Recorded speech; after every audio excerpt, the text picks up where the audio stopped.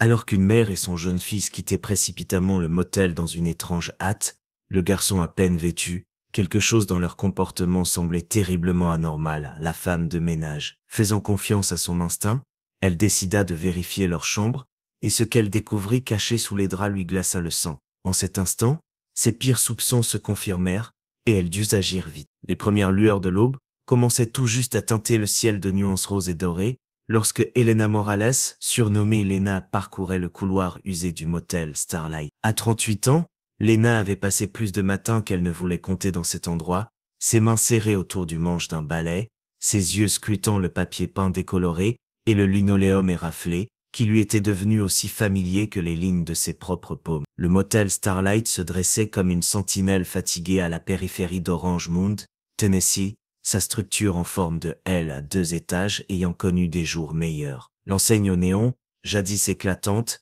clignotait faiblement dans la pénombre de l'eau. À l'extérieur, un petit terrain de jeu témoignait en silence de temps plus heureux, ses balançoires et son toboggan rouillé, abandonnés, sans le rire des enfants depuis des années. Les mouvements de Lena étaient précis, presque méditatifs, tandis qu'elle guidait le balai sur le sol. Le silence matinal n'était rompu que par le doux frottement du balai et le craquement occasionnel du vieux bâtiment qui s'affaissait. Alors qu'elle approchait de l'extrémité du couloir, un mouvement attira son regard à travers la fenêtre tachée. Interrompant son travail, Lena posa le balai contre le mur et s'approcha de la vitre. Dans le parking faiblement éclairé, elle vit une vieille berline s'arrêter, ses phares perçant la brume matinale. Lorsque le moteur s'éteignit, 2 silhouettes en sortirent, une femme et un jeune garçon. La femme semblait épuisée, ses mouvements saccadés, et incertain alors qu'elle récupérait une valise à l'arrière. Le garçon, vêtu d'un pyjama trop petit, s'accrochait à la main de sa mère, ses yeux lourds de sommeil. Lena l'observa bâiller largement,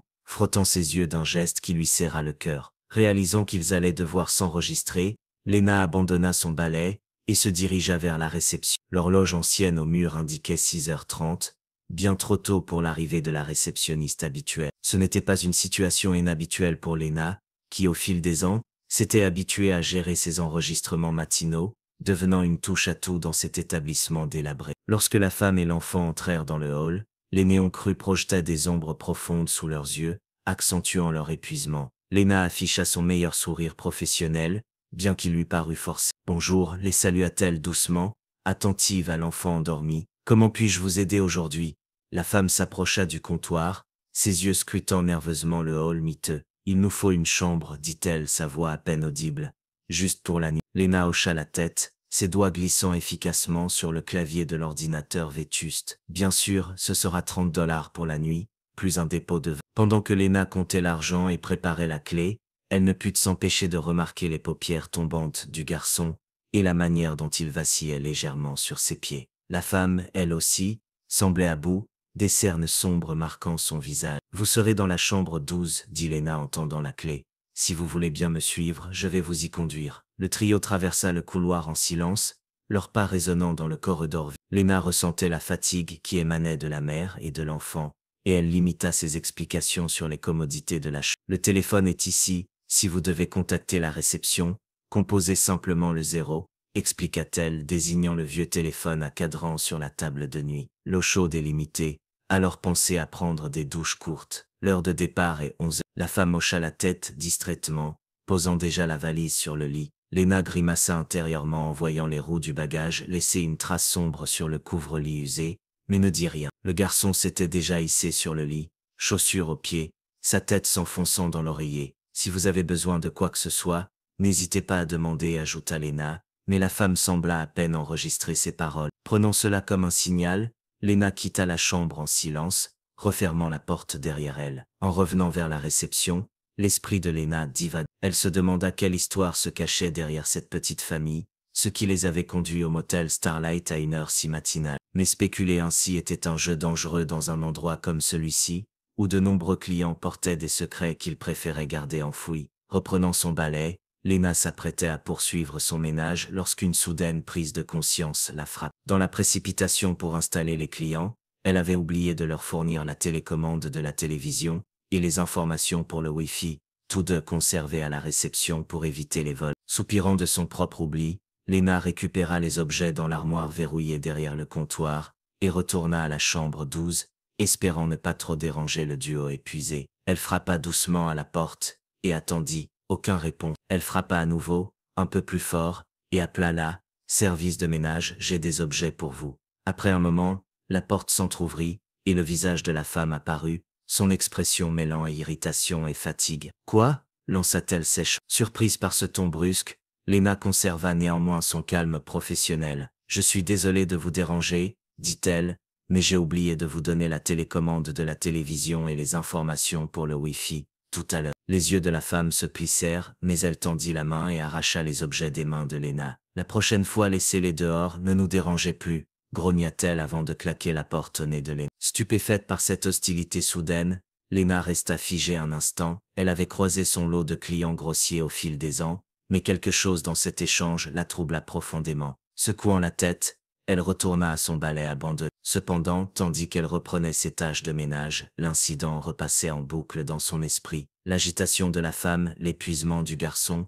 leur arrivée tardive, tout cela formait un tableau qui ne lui plaisait pas. Mais que pouvait-elle faire? Dans un endroit comme le motel Starlight, dans un quartier comme Orange Monde, les circonstances inhabituelles étaient plus la règle que l'exception. L'horloge au mur indiquait maintenant 6h45, alors que le ciel matinal s'éclaircissait. Lena tenta de repousser ses inquiétudes. Elle avait des chambres à nettoyer, et une longue journée devant elle, mais même en se concentrant sur ses tâches, une petite partie d'elle restait en alerte, guettant tout signe de détresse provenant de la chambre. Alors qu'elle travaillait de l'autre côté du bâtiment en forme de L, ses yeux dérivèrent vers le petit terrain de jeu à l'extérieur. L'équipement rouillé rappelait tristement des temps plus heureux, lorsque des familles séjournaient au Starlight pour des vacances d'été ou des escapades de week-end. Désormais, c'était surtout un refuge pour ceux qui étaient dans le besoin ou cherchaient à se cacher. Les balançoires oscillaient doucement dans la brise matinale, leurs chaînes grinçant comme si elles pleuraient leur propre abandon. Lena nota mentalement d'en parler au garçon lorsqu'elle le reverrait. Malgré son état délabré,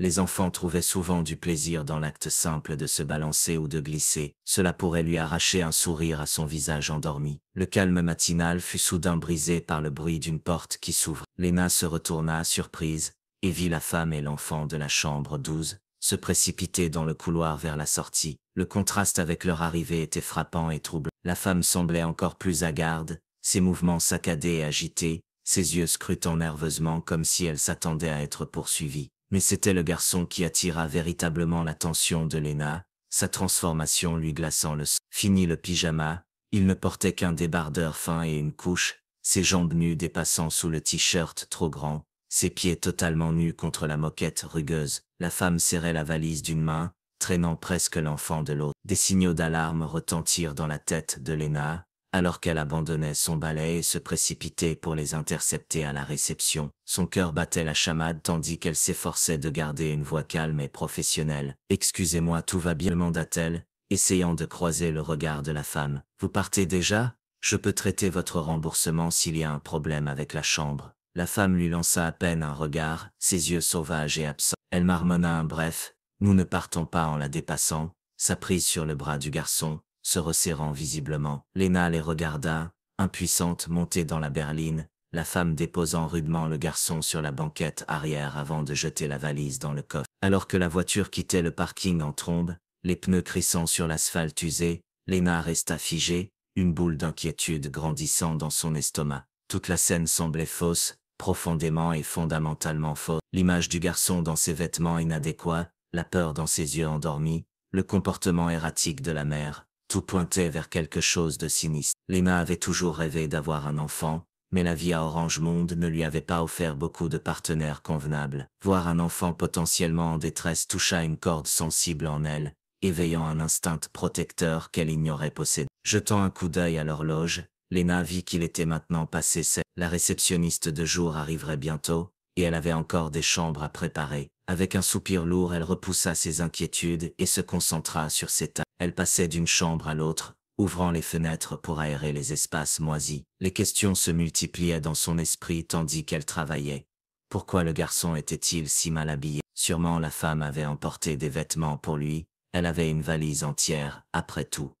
Avait-il eu un accident? Était-ce pour cela qu'ils étaient partis si précipitamment? Mais si c'était le cas, pourquoi ne pas simplement demander des draps propres? Plus Lena y pensait, plus elle était convaincue qu'elle devait enquêter. Utilisant sa clé de ménage, elle s'approcha prudemment de la chambre 12, son cœur battant dans sa poitrine. Elle déverrouilla la porte, poussant son chariot de ménage devant elle, comme une excuse fragile pour son intrusion. Dès qu'elle franchit le seuil, une odeur particulière assaillit ses sens. Ce n'était pas l'odeur âcre d'urine à laquelle elle s'attendait à moitié, mais quelque chose de plus aigu, presque chimique. Cela lui rappelait du plastique brûlé, bien qu'elle ne pût l'identifier précisément. L'odeur flottait lourdement dans l'air, se mêlant à l'odeur rance de fumée de cigarettes et de désodorisants bon marché. L'inquiétude de Lena grandit alors qu'elle inspectait la chambre. Le lit était un désordre de draps mollés, les oreillers jetés çà et là comme s'ils avaient été écartés à la hâte. Des gouttelettes d'eau parsemaient le sol de la salle de bain, une serviette humide froissée dans un coin. Alors qu'elle commençait à redresser la literie, quelque chose attira son regard. Glissés sous les draps froissés se trouvaient plusieurs objets qui lui glacèrent le sang,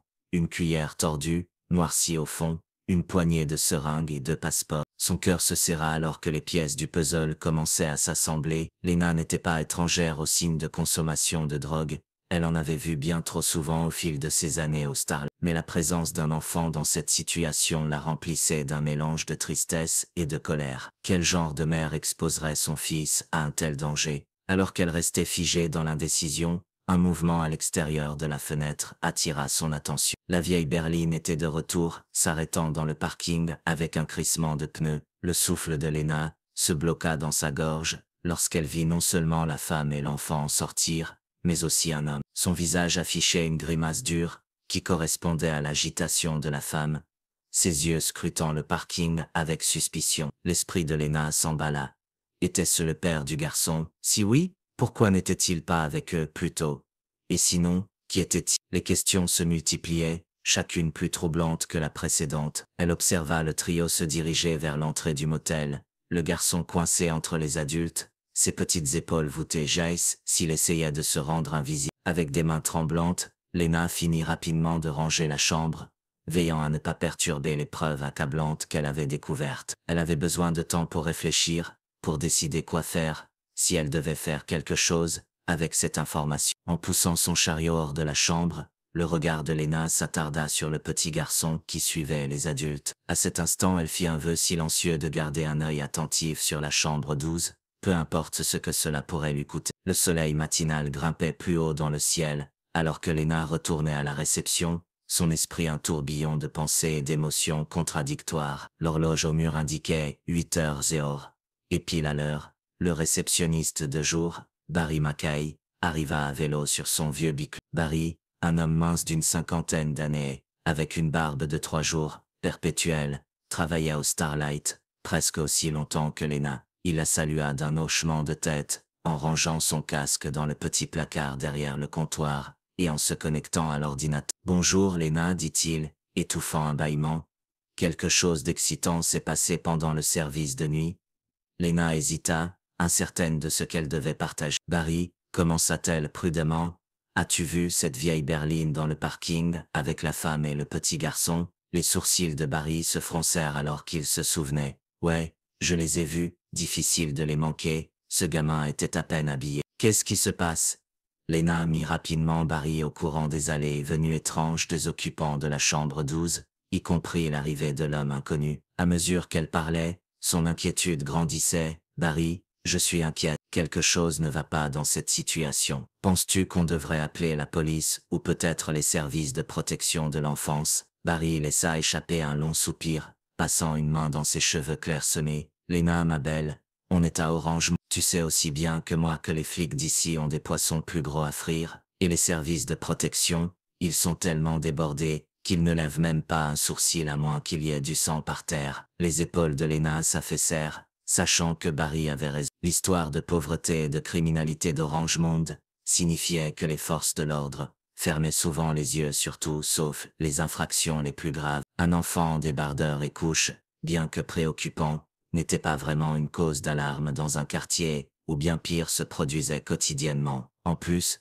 continua Barry, le gamin est avec ses parents, non? Ou du moins avec sa mère. Les services de protection ne feront pas grand-chose, sans preuve claire de maltraitance ou de négligence. On ne ferait que contrarier des clients pour rien. Lena hocha la tête à contre-cœur, les mots pragmatiques de Barry éteignant le feu de son inquiétude. Elle vivait à Orange Monde, depuis assez longtemps pour savoir que les bonnes intentions menaient souvent nulle part dans cette partie de la ville. Pourtant, l'image des yeux effrayés du garçon la hantait. Comme invoquée par leur conversation, la porte du bureau du motel s'ouvrit, et la femme de la chambre 12 entra, suivie de près par l'homme, et le petit garçon. Lena et Barry échangèrent un rapide regard, avant d'afficher leur meilleur sourire de service client. « Bonjour », lança Lena, sa voix exagérément enjouée. « J'espère que tout vous a convenu. » La femme grogna à peine en réponse, son regard fixé droit devant elle, alors qu'elle se dirigeait vers leur chambre. Les yeux froids de l'homme balayèrent Lena et Barry, un avertissement clair dans leur intensité d'acier. Mais c'était le garçon qui captiva véritablement l'attention de Lena. Fini l'enfant endormi de ce matin. À sa place, se tenait une petite silhouette silencieuse et frêle, qui semblait se replier sur elle-même, à chaque pas. Ses yeux passaient nerveusement entre les adultes. Elena aurait juré voir une lueur de peur traverser son visage, lorsque la main de l'homme se posa lourdement sur son épaule. Alors que le trio disparaissait dans le couloir, Lena se tourna vers Barry, sa détermination vacille. « Peut-être as-tu raison, » murmura-t-elle, « peut-être que ça ne nous regarde pas, je suppose que le service de nuit m'a juste épuisé. » Barry hocha la tête avec sympathie. « Écoute, Lena, je sais que tu veux bien faire, mais on ne peut pas sauver tout le monde qui passe ces portes. Parfois la chose la plus gentille qu'on puisse faire, c'est de se mêler de nos affaires, et de laisser les gens régler leurs propres problèmes. » Le cœur lourd, Lena acquiesça. « Je suppose que tu as raison, je vais finir de vérifier les chambres, et fermer les fenêtres. Elles devraient être assez aérées maintenant. » En se détournant, Lena ne pouvait se débarrasser du sentiment qu'elle aurait dû faire quelque chose de plus. Mais Barry n'avait pas tout à fait tort. À Orangemond, fermer les yeux était parfois le seul moyen de survie. Alors qu'elle s'apprêtait à entrer dans une des chambres vides, un tumulte, dans le couloir attira son attention. Elle se retourna, et scrutant la source du bruit, vit la famille de la chambre 12 debout juste devant leur porte. Mais le garçon se débattait contre l'emprise de sa mère, refusant d'entrer dans la chambre. Son petit visage était déformé par la peur et la détermination, alors qu'il essayait de libérer sa main. Le cœur de Lena se serra à cette vue. Elle fit un pas involontaire en avant, mais la main de Barry, soudain sur son épaule, la retint. Il avait dû entendre le tumulte, depuis la réception lui aussi. Ils observèrent, déchirés entre l'instinct d'intervenir et l'habitude, ancrée de se mêler de leurs affaires. Avant qu'ils ne puissent décider, le regard de l'homme se tourna vers eux, ses yeux froids et menaçants, transperçant Lena d'une intensité qui la fit frissonner. Il se pencha près de la femme, lui murmurant quelque chose à l'oreille. Elle aussi se tourna pour regarder Lena et Barry, son expression mêlant colère et lassitude. Se sentant prise sur le fait, Lena et Barry s'approchèrent de la famille, essayant d'avoir l'air désinvolte. « Tout va bien ici ?» demanda Barry, sa voix soigneusement neutre. La réponse de la mère fut immédiate et dure. « N'avez-vous rien de mieux à faire que de surveiller les affaires des autres ?» lança-t-elle. « Il ne se passe rien. Le gamin ne veut simplement pas écouter ses parents. » L'homme qui les accompagnait, que Lena supposait être le père du garçon, parla d'une voix calme et composée. « On va le laisser dehors un moment. Il finira par se calmer. Je pense qu'il a juste besoin de jouer après le long voyage. » Lena, sentant une opportunité, proposa rapidement. « Ce n'est pas un problème du tout. Nous avons un petit terrain de jeu. Je serais ravi de garder un œil sur lui un moment. » La mère sembla considérer cela un instant avant de se tourner vers son fils. « Tu peux rester dehors, mais tu écoutes cette dame et tu te tiens bien, compris ?» Le garçon hocha la tête en silence, ses yeux grands et méfiants. La mère et l'homme disparurent dans la chambre, la porte se refermant avec un clic définitif. Lena s'accroupit au niveau du garçon, sa voix douce. « Veux-tu voir le terrain de jeu?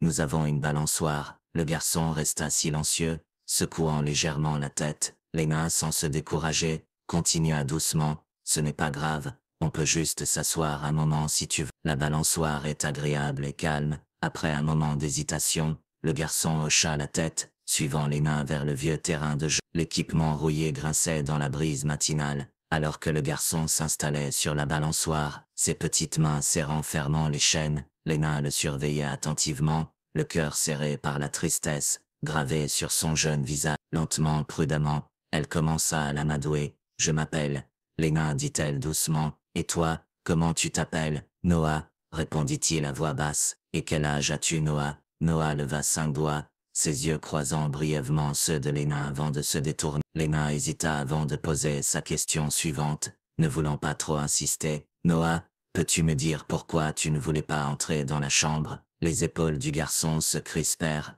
Elena ajouta rapidement, ce n'est pas grave si tu ne veux pas en parler. Tu n'as pas à m'expliquer quoi que ce soit. Après un long moment, Noah murmura, ça sent mauvais là-dedans. Je n'aime pas ici. L'esprit de Lena revint à l'odeur chimique aiguë qu'elle avait remarquée plus tôt et aux objets qu'elle avait trouvés sur le lit. Son cœur se brisa pour ce petit garçon, piégé dans une situation qu'il ne pouvait comprendre. Je suis désolé que ça sente mauvais, dit-elle doucement, mais ne t'inquiète pas, on dirait que toi et ta maman ne restaient qu'une nuit. Peut-être que demain vous irez dans un endroit plus agréable. Noah hocha la tête, se poussant légèrement sur la balançoire, puis, presque comme une réflexion après coup, il demanda, as-tu à manger? J'ai vraiment faim.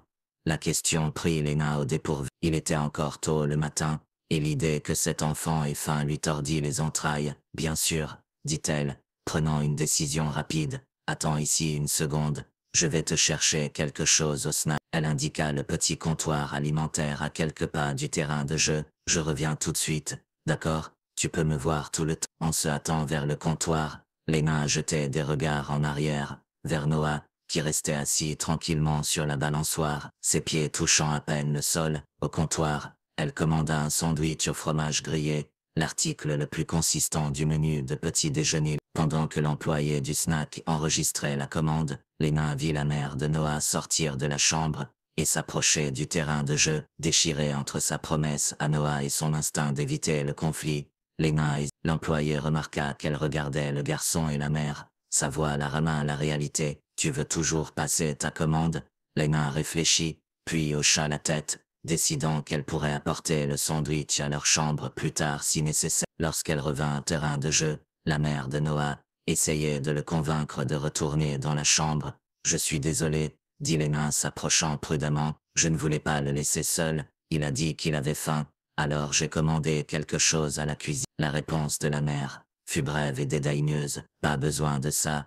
Se tournant vers Noah, elle dit fermement, on retourne dans la chambre. Le temps de jeu est fini. Les épaules de Noah s'affaissèrent alors qu'il glissait de la balançoire. Le cœur de Lena se serra face à l'expression vaincue sur son visage. Je peux apporter le sandwich à votre chambre quand il sera prêt, offrit-elle. Ne nous dérangez pas, lança la mère. Nous n'avons besoin de rien. Lena insista doucement. Je pourrais juste le laisser devant votre porte, sans déranger. La femme grogna sans s'engager, entraînant Noah avec elle. Lena les regarda disparaître dans la chambre. 12.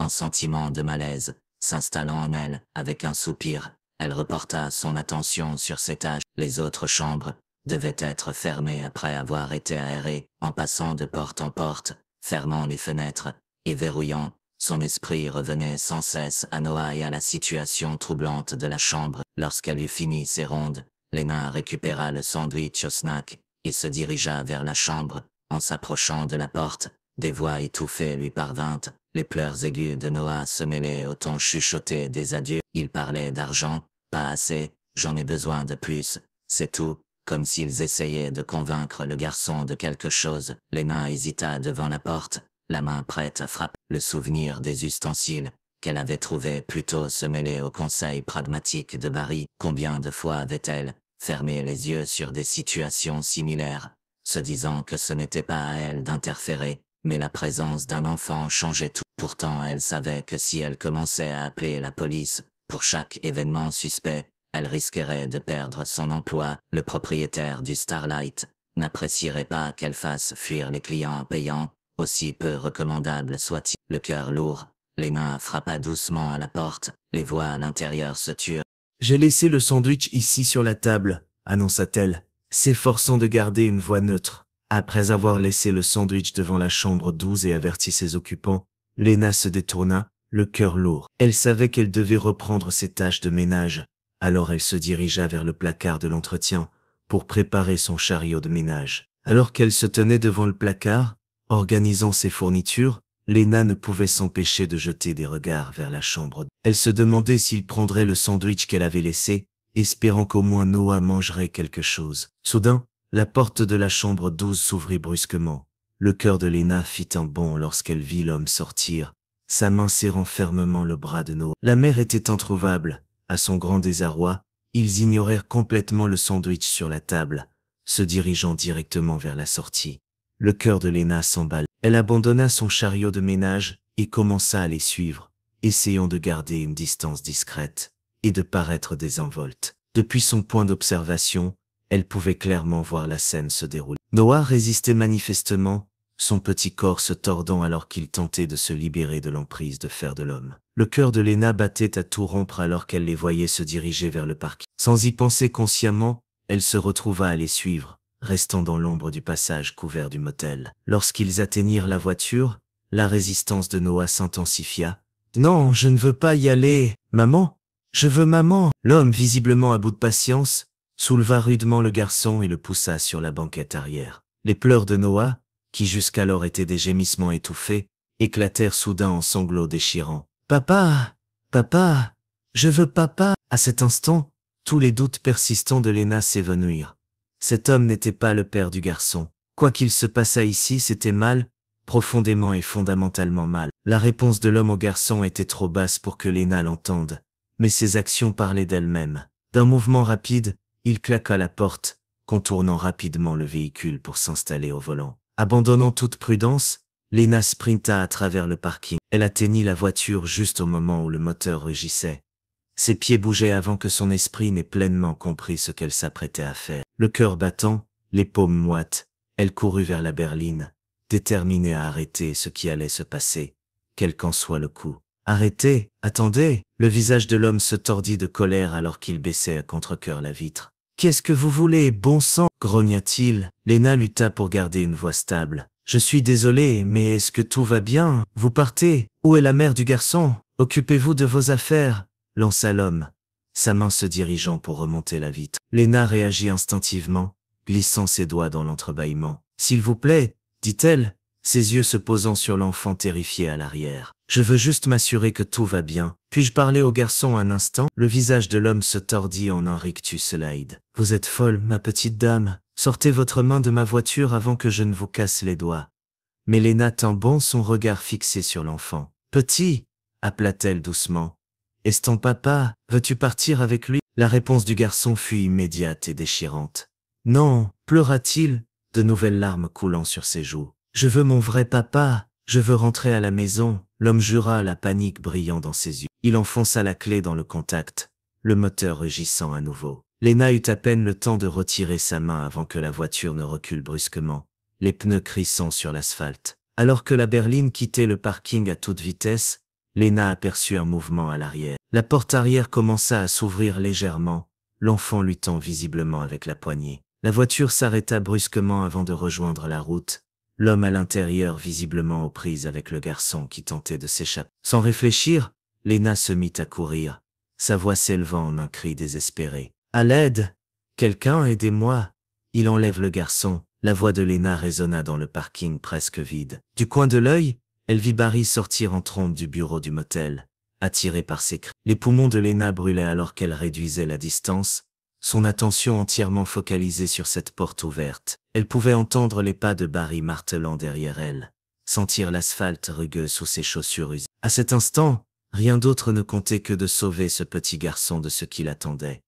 Alors qu'elle se rapprochait du véhicule, l'esprit de Lena s'emballa avec les possibles conséquences de ses actions. Elle n'avait ni plan, ni arme, rien d'autre que sa propre détermination et l'espoir désespéré qu'elle n'arrivait pas trop tard. Le visage effrayé du garçon, visible à travers la vitre de la voiture, la poussait à continuer. À cet instant, rien d'autre n'importait, ni son emploi, ni sa sécurité, ni les conséquences potentielles de son intervention. Lena tendit la main vers la poignée de la portière, son cœur battant dans sa poitrine. Le temps sembla ralentir alors que la main de Lena se refermait sur la poignée de la portière. Le métal était chaud sous sa paume, réchauffé par le soleil matinal qui frappait sans pitié le parking fissuré du motel Starlight. Sa respiration était hachée, ses poumons brûlant de sa course à travers le gravier. Avec une montée d'adrénaline, Lena ouvrit la porte d'un coup sec. Le visage terrifié du petit garçon l'accueillit, ses yeux grands ouverts, mêlant peur et espoir désespéré. Sans hésiter, Lena tendit les bras, entourant le petit corps de l'enfant. « Ça va, mon chéri ?» murmura-t-elle, sa voix tremblante d'émotion. « Tu es en sécurité maintenant, je te tiens. » Le garçon n'hésita pas, il se lança pratiquement dans les bras de Lena, son petit corps secoué de sanglots. L'odeur âcre de la peur et de la peau non lavée emplit les narines de Lena alors qu'elle le serrait contre elle, s'éloignant de la voiture aussi vite qu'elle le pouvait. Du siège du conducteur jaillit une série de jurons virulents. Le visage de l'homme était un masque de fureur alors qu'il réalisait que son plan avait été déjoué. Pendant un instant terrifiant, Lena craignit qu'il ne tente de reprendre le garçon par la force, mais ses yeux se posèrent sur Barry, qui avait enfin rattrapé et sortait déjà son téléphone. Avec un dernier grognement de frustration, l'homme enclencha la vitesse et partit en trombe, les pneus crissant sur l'asphalte, alors qu'il s'éloignait à toute vitesse. L'esprit de Lena se focalisa assez longtemps pour mémoriser la plaque d'immatriculation, TM. La série de lettres et de chiffres se grava dans sa mémoire, une information vitale qu'elle savait pouvoir être cruciale dans les moments à venir. « Tout va bien maintenant », murmura Lena, caressant les cheveux du garçon alors qu'il s'accrochait à elle. Ses larmes trempaient son uniforme, mais elle le remarqua à peine. « Tu es en sécurité, personne ne va te faire de mal. » Barry arriva en courant, le visage rouge de l'effort inattendu. Son expression habituellement décontractée était remplacée par un mélange de choc et de confusion. « Qu'est-ce qui vient de se passer, bon sang ?»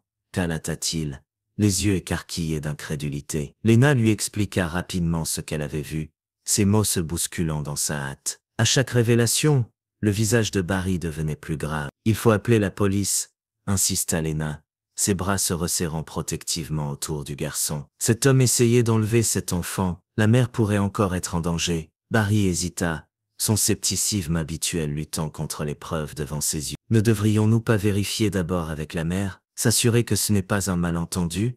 Mais Lena secoua la tête fermement. « Chaque seconde compte, Barry, on aurait dû faire ces appels plus tôt. Cet homme pourrait être loin si on attend. S'il te plaît, appelle le 411 maintenant, ou je le ferai. » Reconnaissant la détermination dans la voix de Lena, Barry hocha la tête et composa le numéro. Pendant qu'il parlait au répartiteur, Lena reporta son attention sur l'enfant tremblant dans ses bras. Elle inclina doucement son visage taché de larmes pour rencontrer son regard. « Tu vas bien, mon chéri ?»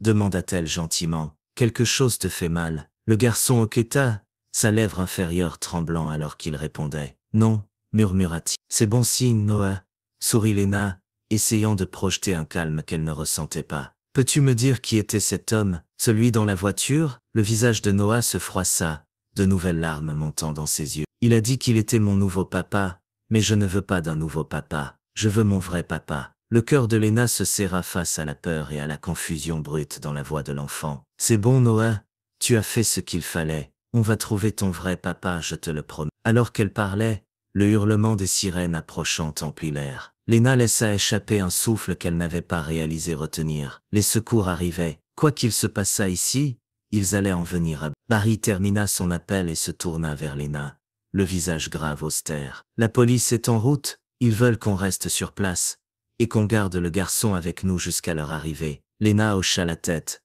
ajustant Noah dans une position plus confortable sur sa hanche. Et la mère, elle pourrait encore être dans la chambre, peut-être ligotée ou blessée par le kidnappeur. « Je vais vérifier », offrit Barry, se dirigeant déjà vers le motel. « Reste ici avec le gamin, garde le calme. » Alors que Barry s'éloignait précipitamment, Lena se concentra sur apaiser Noah. Elle fredonna doucement, le berçant doucement comme elle avait vu tant de mères le faire. Malgré la chaleur du soleil matinal, elle pouvait sentir l'enfant frissonner contre elle. « Tout va bien se passer », murmura-t-elle, autant pour elle-même que pour Noah. « La police sera bientôt là, et on va tout arranger. » Les sanglots de Noah s'étaient calmés en reniflements occasionnels, mais son emprise sur Lena restait faible. Elle se demanda quelle était la vie de cet enfant, quelles circonstances avaient conduit à ce moment terrifiant, quel genre de mère permettrait à son fils d'être emmené par un inconnu, et où était le vrai père de Noah dans tout cela. Le bruit de la porte d'entrée qui s'ouvrait résonna dans le parking,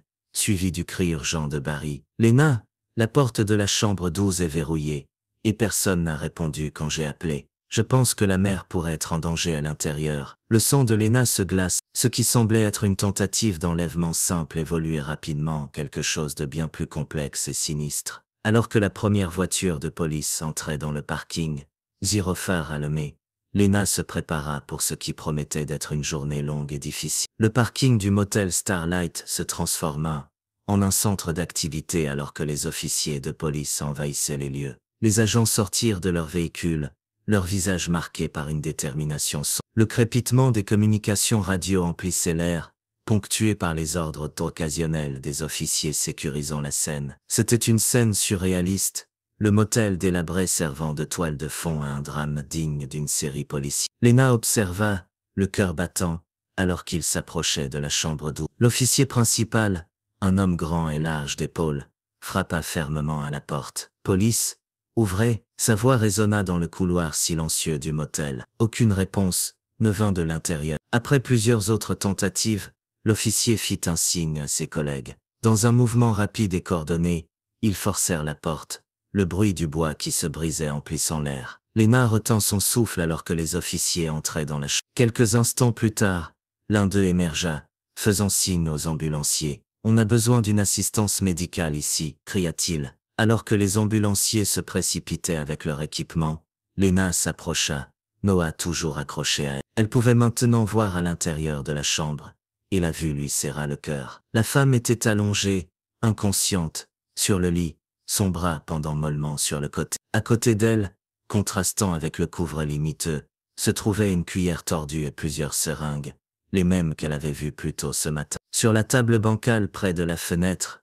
Lena pouvait voir une pile d'argent, bien plus que ce que la plupart des clients du motel Starlight possédaient. Un officier s'approcha de Lena, le visage grave. « Madame, nous soupçonnons que l'homme a peut-être drogué la femme et tenté d'enlever l'enfant. Savez-vous quelque chose à ce sujet ?» Lena secoua la tête, sa voix tremblante alors qu'elle parlait. « Non, officier, mais quand j'ai nettoyé la chambre plus tôt, j'ai vu des objets déjà là. Je ne pense pas que l'homme l'ait droguée. Je pense qu'elle s'est fait ça elle-même. » Les sourcils de l'officier se haussèrent, et il nota quelque chose dans son carnet. Il s'accroupit ensuite au niveau des yeux de Noah, sa voix s'adoucissant. « Salut petit, peux-tu me dire si ta maman agit parfois bizarrement, comme si elle était somnolente ou confuse quand elle ne devrait pas l'être ?» Noah hocha lentement la tête, ses petits doigts resserrant leur prise sur la chemise de Lena. « Parfois maman dort beaucoup, » murmura-t-il, « et parfois elle se met vraiment en colère sans raison. Ça fait peur. » Lena sentit une vague de tristesse l'envahir. Depuis combien de temps ce petit garçon vivait-il dans la peur,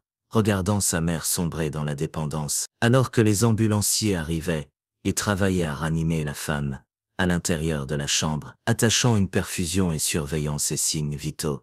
Un autre officier se tourna vers Lena, juste à l'extérieur de la chambre 12, son visage affichant une préoccupation professionnelle. « Madame, je suis l'officier Daniels. Pouvez-vous me dire ce qui s'est passé ici ?» Lena prit une profonde inspiration, se stabilisant. Elle raconta les événements de la matinée, de l'arrivée étrange de Noah, et de sa mère à la tentative d'enlèvement. En parlant, elle sentit la prise de Noah se resserrer sur elle, son petit corps se crispant en souvenir. « Et la plaque d'immatriculation ?» demanda l'officier Daniels, son stylo prêt au-dessus de son carnet. « TN63XI » répondit Lena sans hésiter. La série de lettres et de chiffres s'était gravée dans sa mémoire. L'officier hocha la tête, entrant l'information dans sa radio. « J'ai besoin d'un avis de recherche sur un véhicule, avec la plaque TN63XI. Le suspect est recherché en lien avec une tentative d'enlèvement. » En attendant une réponse, Lena frotta doucement le dos de Noah, murmurant des mots apaisants. Les sanglots du garçon s'étaient calmés en hoquets occasionnels, mais il ne montrait aucun signe de vouloir la lâcher. « Peux-tu me dire ton nom complet, petit, et le nom de ta mère ?» demanda l'officier Daniels, s'accroupissant au niveau des yeux de Noah. Noah releva légèrement la tête, sa voix à peine audible. « Noah Holloway. Ma mère est Krista Holloway. » Les sourcils de l'officier se haussèrent légèrement. « Noah Holloway, » répéta-t-il, entrant le nom dans sa radio. « Pouvez-vous vérifier ce nom, possible affaire de personnes disparues ?» Alors qu'ils attendaient une réponse, l'esprit de Lena s'emballa. Personne disparue? Depuis combien de temps Noah était-il loin de son vrai père? La radio crépita. Officier Daniels, nous avons un résultat. Noah Holloway, 5 ans, signalé disparu il y a 2 jours par son père, Michael Holloway. L'adresse est 127 Maple Street, à moins de 10 miles de votre position actuelle. Une vague de soulagement envahit Lena. Tu as entendu, Noah? Dit-elle doucement. Ils vont contacter ton papa. Il te cherchait. Pour la première fois depuis le début de l'épreuve, une lueur d'espoir apparut dans les yeux de Noah. Vraiment? Papa arrive. Avant que Lena ne puisse répondre, un tumulte à l'intérieur de la chambre 12 attira leur attention. L'équipe d'ambulanciers émergea, guidant prudemment une civière. Dessus reposait la mère de Noah, Krista, les yeux hagards et les mouvements. Un sac de perfusion pendait à une perche attachée à la civière, le liquide clair gouttant régulièrement dans son bras. « Maman !» La voix de Noah était faible, incertaine. La tête de la femme bascula vers eux, son regard flou luttant pour se fixer sur quoi que ce soit. Lena entendit les ambulanciers murmurer sur les effets persistants de la substance illicite dans son système et la nécessité de l'éliminer. « Noah ?» Sa voix était faible et pâteuse, mais Lena perçut la confusion et la détresse, en dessous. « Pourquoi es-tu encore là? Où est Dal?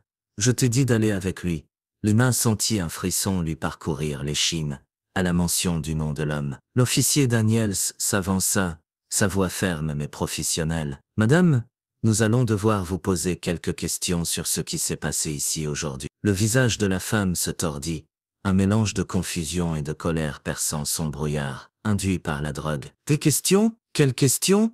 Je n'ai rien fait de mal. » La voix de l'officier resta ferme mais mesurée. « Nous pensons que vous êtes impliquée dans une tentative de trafic d'enfants et d'enlèvement, madame. Nous avons trouvé une somme d'argent sur la table, et nous avons besoin que vous expliquiez ce qui se passe ici. » Les yeux de la femme brillèrent de défi alors qu'elle croisait les bras sur sa poitrine. Ses lèvres tremblaient, mais elle refusa de dire un mot. Les questions de l'officier semblaient flotter dans l'air, mais elle restait silencieuse, son regard froid et inébranlable. Son silence était en lui-même une déclaration, qui semblait en dire long alors qu'elle fixait obstinément droit devant elle, sans même reconnaître la présence de l'officier. Peu importe combien il insistait, elle restait immobile, ses lèvres scellées comme si elle croyait que retenir la vérité la protégerait d'une certaine manière de la réalité de la situation. Alors que les ambulanciers se préparaient à la charger dans l'ambulance, le crissement des pneus annonça l'arrivée d'un autre véhicule. Un homme en sortit précipitamment,